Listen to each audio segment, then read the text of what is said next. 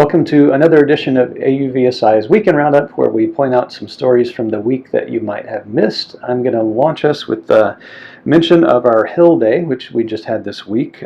We had plenty of meetings with staff and with lawmakers, House members, senators, 123 meetings, so a lot of productive talk.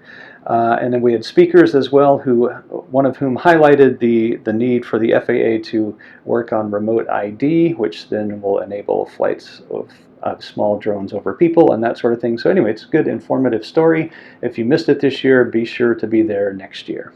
So Brian, what have you got for us? So this week, Ford announced that Austin, Texas will be the third launch market for its self-driving vehicle program, joining Miami-Dade County and Washington, D.C. Ford and Argo AI will collaborate with city and state officials and community partners to make sure that their plans are integrating with the wider transportation system. And the companies believe that the city of Austin, Texas will be a good place to test their vehicles and launch a pilot program because it's obviously home of the University of Texas at Austin, and as well as a vibrant, growing downtown, so plenty of use cases. Yep, a lot of high tech out there. The U.S. Postal Service has announced a request for information. They want to learn more about the uses of drones for mail and parcel delivery. So they point out that this is just a request for information. They are not planning to have a contract related to this. They just want to learn more about it.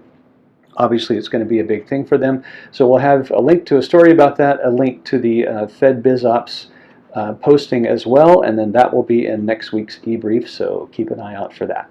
Sounds good.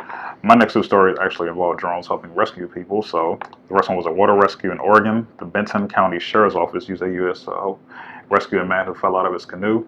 The man was located in a river, and he was safely rescued and didn't have any injuries or anything, so that was good news. That's good. I've got two related stories about future defense plans. The Navy is looking to use more unmanned ships to help meet requirements for the future fleet, so they could use these along with expeditionary ships to help increase their reach. And the Air Force is looking at a replacement for the F-35, the advanced fighter aircraft, and as part of that, they're considering more emphasis on what's called sort of the Loyal Wingman, which would be attritable drones that could be used for strike or surveillance and would fly alongside the fighter aircraft to help them out. So future defense will include a lot more unmanned systems.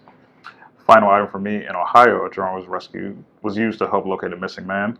The U.S. located the man's heat signature in the woods, and after being safely recovered, he was taken to a local medical facility, and he also too is doing well. So a couple of good stories about drones being used to help rescue people in various situations. Good deal. Well, that's what we have for you this week, and we look forward to seeing you next week.